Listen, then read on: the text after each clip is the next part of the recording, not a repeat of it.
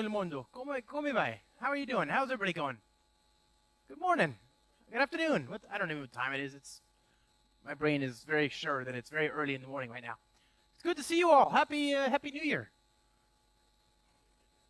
I am so happy we're here together. Have you looked outside? It's very beautiful. I don't know why we're inside. It is very, very beautiful in the city. Wow, what a thing. I got here. I came from Milano, and I landed there, and then I took a train, and I slept because I was tired, and then I ended up in the Alps, which is not here. That's the important part. That's what you have to understand. Is I woke up, I'm like, where am I? It looks like a totally different planet, completely different, hours away from here. Anyway, I am just very happy to be here. My name is Josh. I work on the Spring team as a Spring developer advocate. I'm a Java champion, a Kotlin Google developer expert, and most importantly, my friends, I'm at your service. So if you have questions, please don't hesitate to ask. I'm on YouTube. I have a new YouTube channel. It could be worse. You can't. You got nowhere to go but up. Nowhere to go but up, right? I have the code that we're going to look at today is online there. My email, Twitter/X, if you still use that, that's there. Anybody use Twitter? Yeah. La comedia. Well, okay. Anyway, who's using YouTube? There you go. Find me on YouTube, okay? It's much more fun there. It's just nice. I've got like 150 videos there. I started it last year, January, right? It's a small channel, but I've got like 10,000 subscribers, and it's gonna be big one day. You watch. And I'm just very happy to be here. My friends, can I take a photo of us? Is it okay? I want to take a selfie, okay? Okay, just pretend like you're happy. All right, hold on one second. Okay, everybody, when I say, when I say cheese, you say open source, okay? Ready? Open source. Grazie mille volte. Thank you. I appreciate that. I'm gonna show that to my daughter, and I'm gonna say, see, they listen to me. Anyway, my friends, let's get started. Let's talk about Spring Boot, huh? It's just a very exciting time to be in the Spring ecosystem right now. And my goal today is to persuade you of that, right? I think there has never been a better time to be a Java and Spring developer, right? And I think that's most sort of epitomized or best represented by the recent release of Java 21 and the recent release of Spring Boot 3.2. How many of you are using Java 21? I'm just curious. Okay, the rest of you are wrong. It's very, very important to be on that same page. We should be using Java, all of us. The Java 22 is like 2 months away. You should be using Java 22, really, right? But Java 21 is at least the baseline. We're going to talk about why today. And because that plus Spring, we have new opportunities that just never existed before. It is an amazing, amazing time to be a Java and Spring developer. And we're going to talk about some of that stuff today. So my friends, as always, we're going to go to my second favorite place on the internet, start.spring.io. We're going to build some new software here. Obviously, this is my second favorite place on the internet. If you know me, then you know my first favorite place is production. Thank you. I love production. You should love production. You should go as early and often as possible. Bring the kids, bring the family. The weather is amazing. It is the happiest place on earth. It is better than Disneyland. But if you have never been to production, you can begin your journey here at start.spring.io. So we're going to build a new application today, my friends. And this application, I'm going to use Maven. I'm going to use Java 21. Talk about that in a second. And I'm going to name it. I have to give it some coordinates. So Bootiful, and I'm going to call it service. And the reason I'm going to call it service is because I'm really good with names. Very good with names. I get that from my father. My father was also very good with names. When I was a little boy, we had a small dog, a small white dog, and my father named him White Dog. Now this dog was with us for like 10 years. 10 years. And that dog disappeared eventually. And we don't know what happened to him. Maybe he went and got a job. I don't know. But then another small white dog showed up at my home. And my father, amazing with names, he named him Too, or T-O-O. I don't know if it's T-W-O or TOO. But either way, he called him 2. Amazing with names. And I get that from him. But my mother, she tells me all the time, she says, "You're very lucky that I named you." And that's probably true. That's probably true. Yeah. Okay, so we're gonna build some software here, friends. We're gonna use Java. We have a Java 21. Friends, look. The minimum required version of Java to support to work with Spring Boot 3.0 and later is Java 17, right? You must use Java 17 or later. We no longer support Java 8. Java 8 was supported with 2.x, but you need to be using Java 17. And if you're using Java 17, you might as well just use Java 21. It's way better. Way better. And we'll talk about why. But Java 17 is amazing too, right? But Java 21 is so good. It's much better than Java 8, right? You should never, ever use Java 8, ever. There's no excuse today, right? It is a dead version of the language. So we use Java 21. I'm going to add some support for GraalVM. I'll add the Postgres driver support. I'll add Spring Data JDBC. I'll add the web support. What else do I need? I want to have Docker Compose support. I want to have DevTools for live reloads. So I'm just going to add a few things to make it easier for me to build some software today using Spring Boot. I'll go ahead and open this up in my IDE like this. And we're just going to build a regular, stock, standard kind of Spring application, okay? It's some things you've probably seen some of this before. Can you all see that font, by the way? Is that big enough in the back? Okay, wonderful. So we're going to build an application that talks to a database. We're going to create a data record called customer, right? I'm going to use Spring Data JDBC, and I love records. I love records, right? A huge fan. Huge fan. Big improvement in quality of life, okay? Really nice. So I'm going to create a customer. And by the way, have you seen Brian Getz talk? Brian Getz is the Java language architect, amazing person. Have you seen him talk about some of the amazing new features in Java 21? They talk about data-oriented programming. And the idea is that in the old world, Java was dominant in the world of the monolith, right?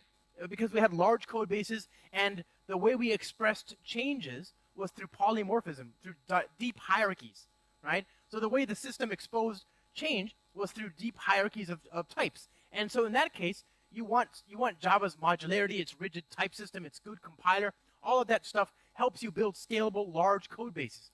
But increasingly, these days, the vector, the way that we express change in a system isn't through deep-seated hierarchies of APIs, or at least not in our application code. It is now through the messages that we send from one place to another, right? And so the language has to adapt. We're not dealing now with just polymorphic dynamic dispatch. We're dealing with data dispatch, right? And so in this new world, the language has to get better at working with data, with handling data, for taking data from the network, taking data from REST, from message queues, and making it easy to work with that. And so there's a lot of features, some of which have come from earlier versions of Java, like Java 17, that are now perfect in Java 21, okay? And there's a few of those features. Let's just take a quick moment here to talk about an example. Let's say that you work in a very heavily regulated industry, like banking, right? And so you're going to have a type called a loan, okay? Well, I'm going to create 2 implementations of this. And it's going to implement loan, and I'll say secured loan backed by equity, right? And then unsecured loan. And then these loans, you're in a financial industry. These things you cannot just have somebody creating an anonymous inner class of a loan, because there are legal consequences to this kind of thing, right? The algorithms, the code, the things you do that to satisfy this contract are very, very important. And so you want to use features like, for example, sealed types, okay? So this is a sealed type, so I have to tell the compiler, hey, this is final, and this is final, and I have to tell the compiler, hey, specifically, I want to only specifically allow these 2 things, okay? So this is a nice feature because the compiler is now helping me guarantee that there are only 2 implementations of this feature in the code base. Okay, great, but let's see what that does. Let's say I want to create a message for that, okay? So I'll say string message for loan, okay? And, I want to create a message, so I'll say var, I'll say if loan, instance of secured loan, var sl secured loan, and then I can say return, you got a secured loan. Good job, right? And then what about if it's the other one, instance of unsecured loan, right? Okay, return, oh, too bad. That interest rate is going to hurt, right? And so you need their interest rate. So you say, oh, USL unsecured loan like this, and then you get the loan and you cast it down. And let's say that there's an interest rate, okay? So how do we get that interest rate? Well, that's an unsecured loan. Let's make this a thing that has some data, right?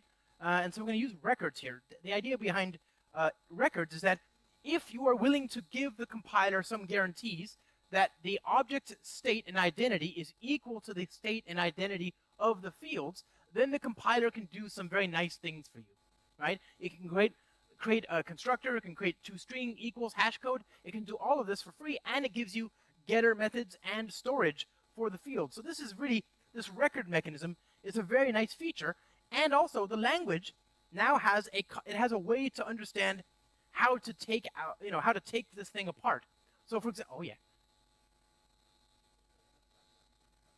good stuff. So now, oh, that's awkward. So now the identity of the unsecured loan is equal to the identity of interest. If I change interest, then if I want to recreate the unsecured loan, all I have to do is get the same value for interest and put it in there, right? That's what I'm telling the compiler. It knows how to construct and deconstruct this object because of the record contract.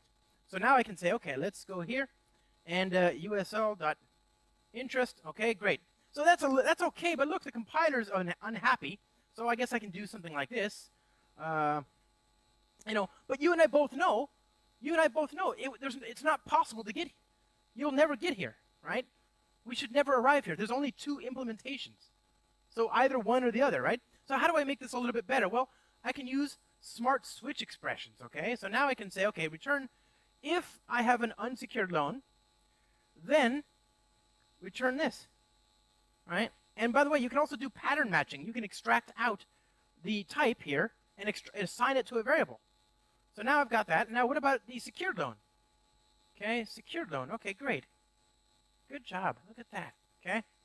And I put that down here. Very good. So now the compiler is happier because it knows there's only two cases. It knows about the sealed types. If I don't handle this case, what happens? The compiler is unhappy. So now I've got the compiler making sure that I have cases to handle both types, right? So it's making it easier to do the right thing, and it's taking less code. This is a better result for everybody, right? And also, this interest rate, I actually care about that, right? I want to extract that out. Well, I can do that now. I can extract out just the field and just use that. I don't need to have the reference to the parent object, right? This is pattern matching. This is all production code. I can do this in Java 21 today in GA, right? Data-oriented programming. Java is amazing now, right? Amazing. Okay, so that's records, and I've got this type. Great. Now let's create a repository. Customer repository extends list of CRUD repository. And by the way, that data-oriented programming, you think about all the things you do in Spring with web, GraphQL, WebSockets, Kafka, RabbitMQ, RSocket, all these things, gRPC, all these things require data. The language just got really good.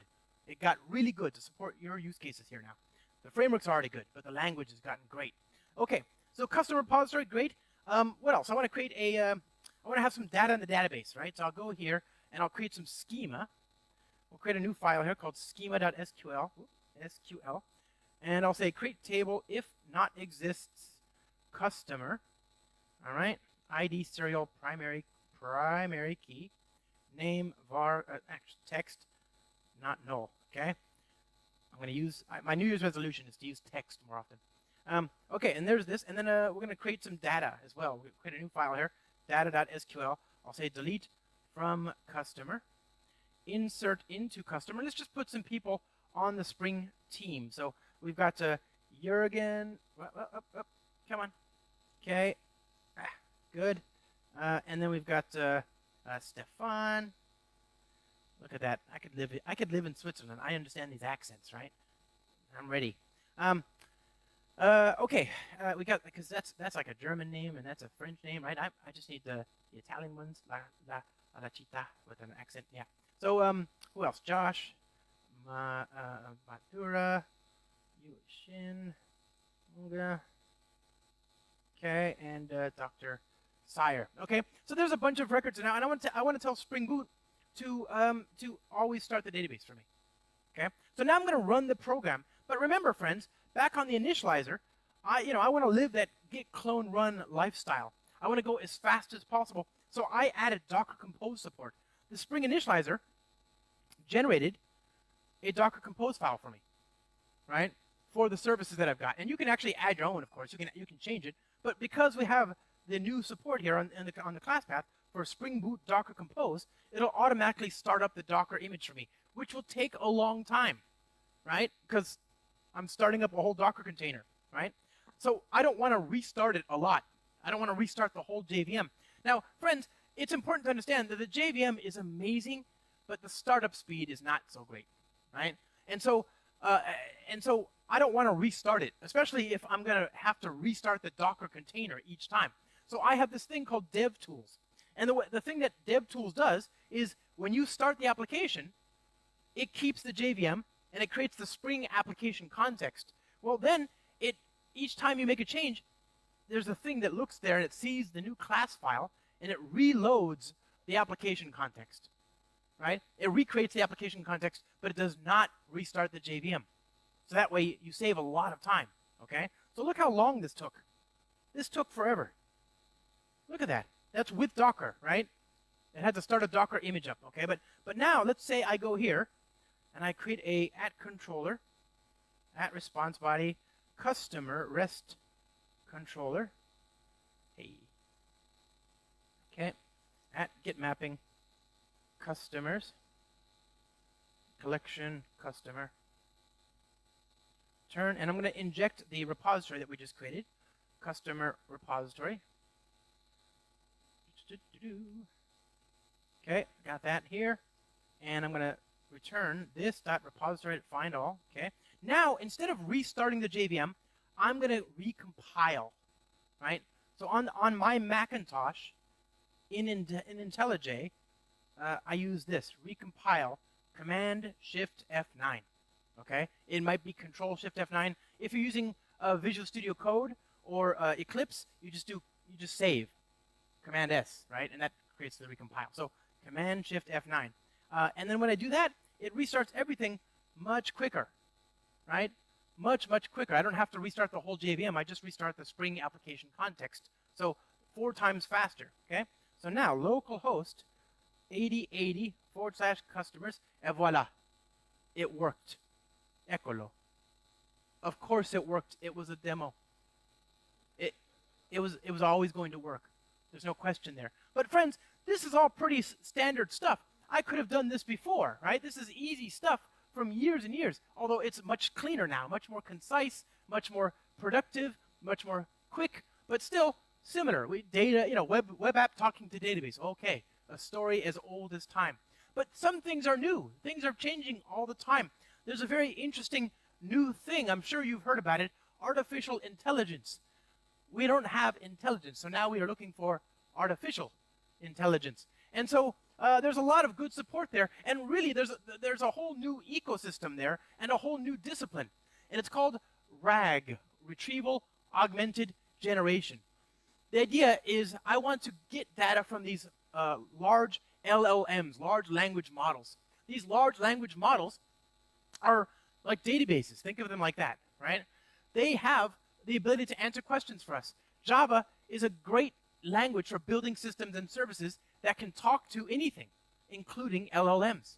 We don't have to use Java to build an LLM. Most people will never build their own LLM, just like most people will never build their own SQL database. It makes no sense. What we want to do is to integrate, to talk to existing LLMs. That's where the value for your business logic is. And so Spring has a project called Spring AI. This is a project that we launched about 5-6 months ago. It's still fairly new, but it's growing very quickly, and it's very, very popular already. And it provides support for the entire retrieval augmented generation lifecycle. So what happens is these LLMs, you can type in a question, send it to the LLM, and they can provide a response. But these LLMs have to be trained on data. So what if you want to build an application that talks to your bank account or to a bank account and answers questions about their bank details for customers? Well, that data is not in the trained data set for the model, right? So you have to teach the LLM about that data. So the question then is, how do I write the query, the question, and add the information about the data, right? I have to put the data in the prompt. I have to put information about the bank account. When the user comes to their website and they log into their bank account, we can write code to say, okay, this is Josh, log into his bank account and show the following information if he asks about it, right? The idea that's called retrieval augmented generation. I'm adding information to the request to be able to provide the information that the LLM needs to provide a useful response. And there's a whole pipeline around this. How do I take data in the bank account information? How do I take that data and then if it's too big, let's say I'm analyzing PDF documents or something. What if I'm looking at like a Wikipedia or something?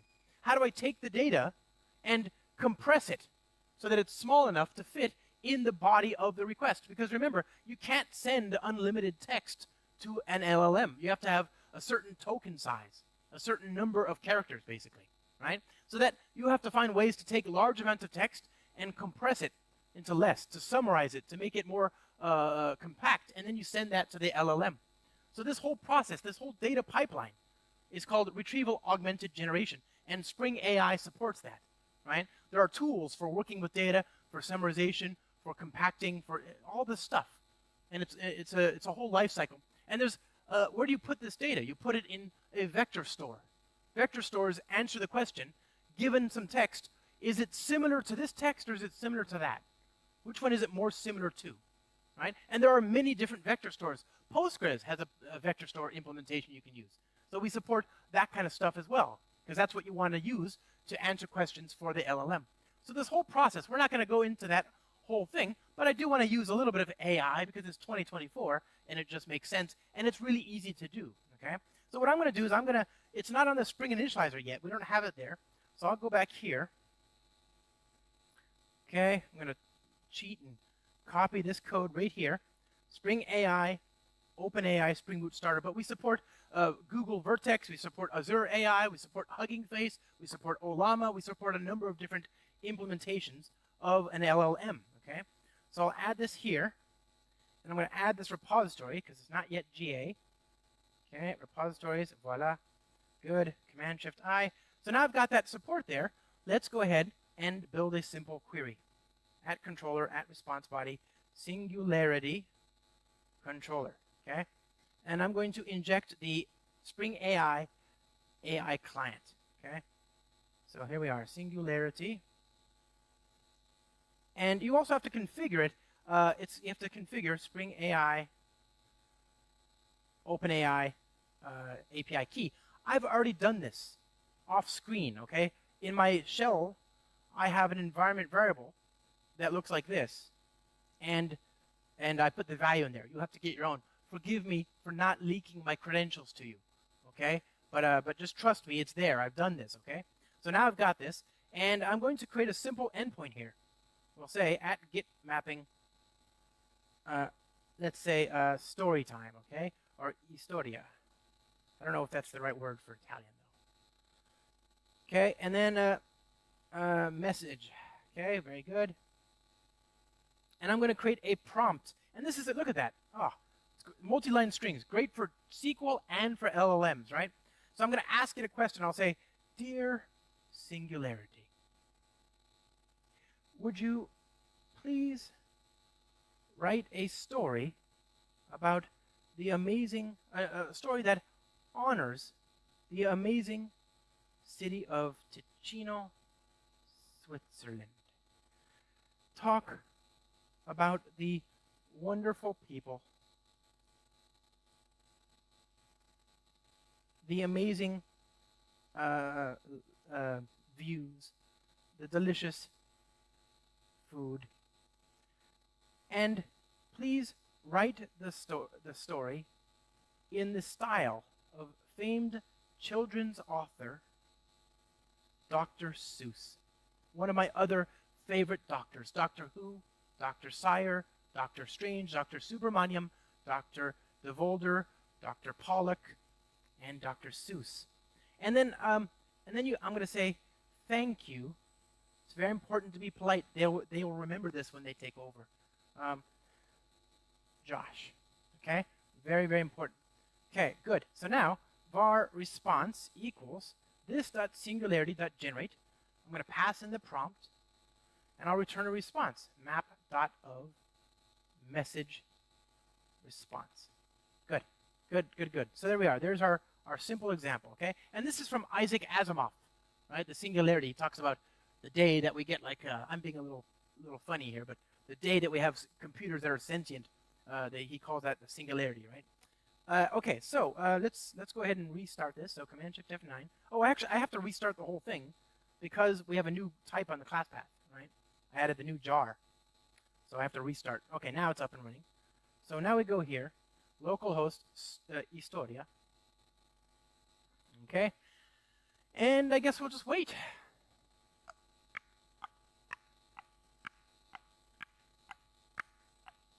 This part, I mean, you have to give it a little credit. It's writing a whole story for us. It's busy, okay? But still, it does take some time. We'll just wait. Okay, good. So here we go. We got a response. Once upon a time in a land far away, there existed a city where people loved to stay. Ticino was its name. In Switzerland it lay, with breathtaking views that would take your breath away. The people of Ticino were oh so kind, always with a smile. They were easy to find. They welcomed you warmly with open arms and filled your heart with their charming charms. In Ticino, the views were simply divine. Mountains and lakes that shimmered and shined. You get the idea.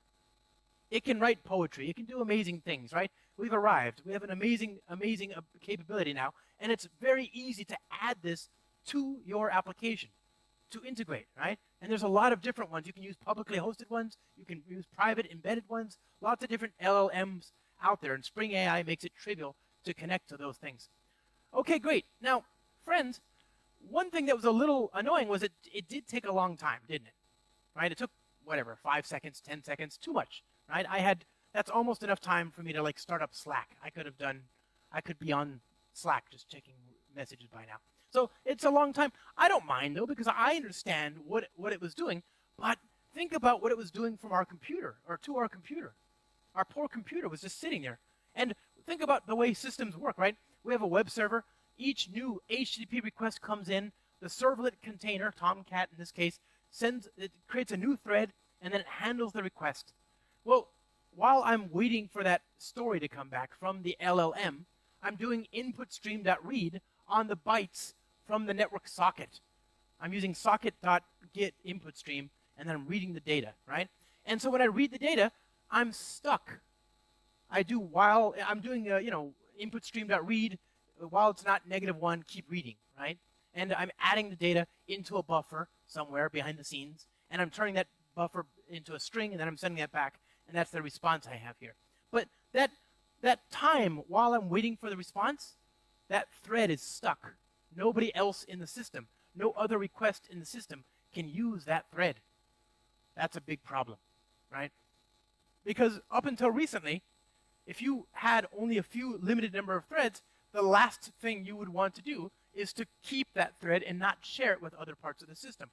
And so we've looked for ways to reduce using threads, right? Especially for this. This is I/O. I'm doing network I/O. This is not CPU bound. I'm not doing Fibonacci. I'm not doing calculating primes. I'm not doing encryption. I'm not doing anything that requires the CPU. I'm doing stuff that is just ask a question and then wait, right? It's a shame to waste a thread if you're just waiting. And so there's lots of ways to get around this. Reactive programming has always been a very good way to get around this. But still, this isn't a reactive API. I want to be able to get my data. I want to be able to do this I/O, but I don't want to have to, like, convert everything to reactive in this case. Well, what do? Well, Java 21 has a new feature. It's called virtual threads. You might have heard about it, Project Loom. And Project Loom is amazing. And so I'm going to show you a quick example. I'm stealing this example from Oracle Java Developer Advocate, José Pomar, un professeur, you know? So I will write a very simple example, but this is his example. I just think it's really, really interesting, right? So let's take a very simple example here, right? So I'm going to create a Spring Bean, and here's the example, right? Inside here, I'm going to create a bunch of threads. New array list of thread, Java lang thread. And I'll say for var I equals 0, I is less than 1,000, I plus plus, and I'm going to create a bunch of threads. I'll say threads dot add thread dot of platform unstarted. I'm going to create a of platform is a regular Java lang thread. It's the same kind of thread that we've had for the last 30 almost years, since Java 1.0. Okay, and so I'm going to create a regular thread, and inside the thread, I'll do some work, but we'll come back to that. So I've got a 1,000 threads, and then, this isn't right. There you go. And then inside, once I've done that, I'll say for var t threads, t.start, and then I'll do the same thing to join. Okay, and then I'm going to print out the results. I'll say threads dot to string. Okay, now inside this thread, I'm going to do some work, but let me capture the index here first. So var first equals I is 0. So I'm going to do some work, and I'm going to take note of the current thread for only the very first thread. So I have 1,000 threads, but let's follow the thread name for just the very first one. Okay, so if first, well, actually, let's do it. So if first, then we say threads. We can say observed. We're going to keep track of thread names. Okay, new concurrent skip list set. Voila. Okay, and I'll say if first observe dot add thread dot current thread dot to string. Okay, and then I'm going to do try catch throwable t. Okay, and I'll take that and I'll say threads dot add. I'll say thread dot sleep. Right. So I'm going to sleep for 100 milliseconds. The idea is that the runtime here will notice when we are doing blocking things like input stream.read, like thread.sleep, etc. And then it'll automatically detect that and do something. So I'm going to do this 4 different times, right? 1, 2, 3, 4. So there's 1,000 threads. Each one is going to sleep for 800 milliseconds, okay? And I'm going to add that information to the collection if we are on the first thread. And then at the end of this, I will print out the current threads that have run, okay? Let's try this. So there you go. We have a regular Java thread from the same thread from the last 20 years, 30 years, right? Nothing special. You have seen this code a million times. We are on the same thread. That makes sense, right? We've got one thread at the top, and then we went down to 5 lines. Guess what? We're still on the same thread, which meant that when we slept, we were, if we sleep here, this on line 60 or line 70 right here, this is the same thread as here, as here, as here. Okay, well now, and what that means is that that thread is not usable by anybody else in the system because it's sleeping. We're waiting for the sleep to finish. So now, what about this? I use the new virtual threads. Okay, that's it. I'm going to change the virtual thread pool. Did I lose my microphone? Can you hear me? Oh, well. Let me restart this for you. So there you go.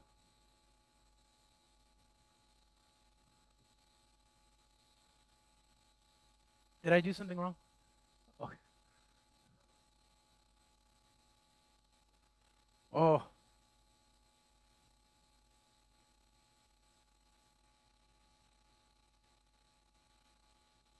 I wonder if the microphone has a thread pool.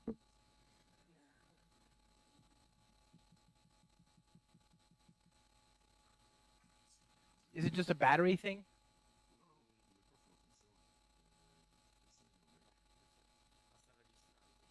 Do you want me to turn it off and on again?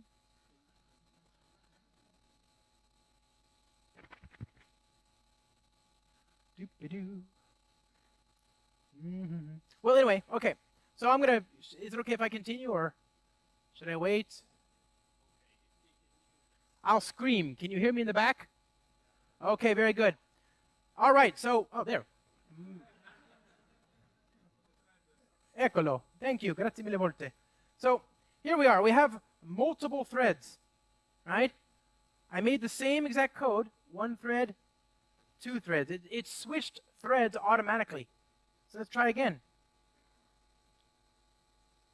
There you go. Now I have even more threads. Thread, you can see it says we're on this logical thread, right, called 2218, logical thread 2218, logical thread 2218, logical thread 2218, but the actual thread, the operating system thread, changed each time, right?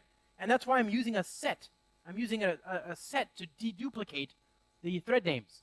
So I didn't change anything except for the constructor here. I just changed the thread type, and magically, the runtime, it sees, oh, okay, you're going to sleep, Josh. Josh on line 48 is sleeping, so let's take that operating system thread, pause it, wait for the sleep to finish, we'll set up a timer, and then move the thread back into the thread pool so that something else in the system can use it.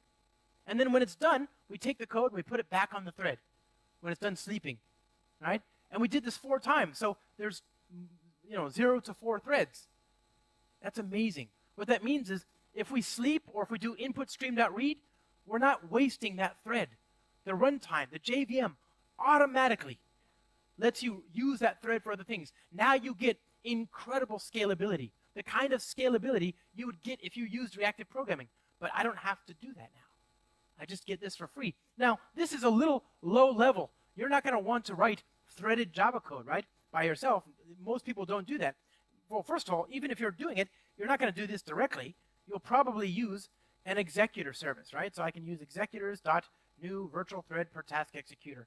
Now, this is part of Java 21. It's a virtual thread executor, but it's not a thread pool. This just creates a new thread each time because there's no point. You can create millions of threads, no problem, on a regular machine, right? Millions. So there's no point in pooling them. You just create them and use them and throw them away, garbage collect them. It's amazing. But even still, this is low level because think about all the places in your Spring application where you use threads. Tomcat, your data access, security, your messaging and batch integration code, all this stuff has threads. So if you want, you can provide a bean of type executor service and then inject that into the right places, and that will be used instead. But if you're using Spring Boot 3.2 and later, you don't have to do that. Just do this. Spring threads virtual enabled equals true. So you use Java 21, you use Spring Boot 3.2, we'll automatically plug this in for you. Now your code is benefiting from this. You don't change anything. Just changes one property. Spring threads virtual enabled equals true. That's free money. That's real scale. I can't tell you exactly, but try it out. I bet you could probably, scale down some of your computers. You don't need as many now with this, right? Free scale. Okay, so we've got the application. And now if we run this, who cares how long that the AI takes, right? It doesn't matter anymore because we're not wasting any threads. You can create AI queries, everywhere, and it's still not that big a deal. Okay, so now I've got this application, we've got AI, we've got our data, we've got virtual threads, we're scaling, we're moving quick with Docker Compose, and we also have test container support you can use. We're moving very quickly, and our code is executing quickly, but I still want to make it even more production worthy. I want to make it faster. I want to make it so that I can take it to production. How do I do that? Well, production these days, you have 2 questions you must answer. First, how do I observe it, right? Well, that's actuator, the Spring Boot actuator and micrometer. Second, how do I containerize it? This is build packs. I don't know if you have used build packs, but if you want to build a Docker image here, you can do this very easily. Maven, skip tests. I didn't write any tests. Then we say Spring Boot build -image, and this will build a Docker container for you out of your application. So that's good, okay? But the next thing I want to do, the third thing I want to do, is I want to make it as fast as possible. And friends, it's worth taking a moment to appreciate that Java is already very, very, very production worthy. It's very efficient, very fast. There's a blog from years ago, 2018, before the COVID pandemic, or BC. And this asked the question, which programming languages use the least electricity, right? Which ones use the least electricity? And they have some great results here. Normalized global results for energy, time, and memory. And so you can see that C is the least, it requires the least energy for a program, for a simple for loop or whatever, right? So C is the most efficient language for machines. Very important to say that. Not for people, for machines. It is the most efficient for the computer. Then we have Rust, zero cost abstractions, very nice. C++, pooey, disgusting. Moving on. We have Ada, but who cares? And then we have Java. And Java is top 5. Look at that. Top 5. Very, very good. So C is 1.0. Simple math, okay? We'll say Java is 2.0. So we say Java is 2 times less efficient than C, okay? Is that fair? Simple math, okay? I'm just doubling it. And you can see the results are kind of interesting. You've got a lot of other languages here. You've got iOS, Swift, right? Good. You got C#, look at that. You got Go, Away. You've got these discussed. Look at that. What is happening here? How is JavaScript and TypeScript? Look at this. What happened? I thought TypeScript was JavaScript. This is 4 times worse, right? What is happening here, JavaScript and TypeScript? We've got these disgusting languages. Ugh. And then look at this. Here's JRuby. I love JRuby. Look at this. JRuby is Ruby on the JVM. Ruby is Ruby on C, right? Written in C. And yet the JVM version is much more efficient than the C version. So when you write code in Java, you're very lucky. We have an amazing, amazing platform. I love the JVM. And then, of course, we have this, by the way. Here's what makes me sad. I do love Python. I've been using Python for more than 20 years. I'm a big fan, seriously. This makes me very sad, right? Think about this. Because remember, all the AI LLMs are written using a lot of Python, right? So think about what does that mean? So this is using electricity, and it's 75.8. So we'll call it 76, okay? And what did we say Java was? 2. Java is 2, okay? So let's do some simple math. I'm not so good at math. You know who is very good at math? Python. So we're going to ask it. We're going to go down here and we'll say 76 divided by 2 is 38. What that means is that if you write a program in Java and then you write the same program in Python, the Python program is going to use 38 times more electricity, more energy. So if you create energy at a power plant, and that energy creates pollution, carbon, and that carbon goes into the atmosphere, and the carbon kills 1 tree.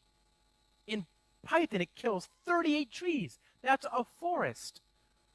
That's a lot of trees, right? It adds up. We really need to have a discussion about this. Not now. We don't have time, but someday. So anyway, I love the JVM. It's amazing, but I want it to be as small and fast as possible. And one way we can do this is to use GraalVM. There's a new mechanism in GraalVM called the Native Image Compiler. And we've seen, have you been following the 1BRC challenge recently? Have any of you been following that? It's really good. My friend Gunnar Morling, another Java champion, had this great idea. He has a competition right now. You should go try submitting some answers. He's asking, how fast can you parse 1 billion rows of like CSV data, basically, right? For weather telemetry data. How fast can you do it? And most of the top 5 results are using GraalVM.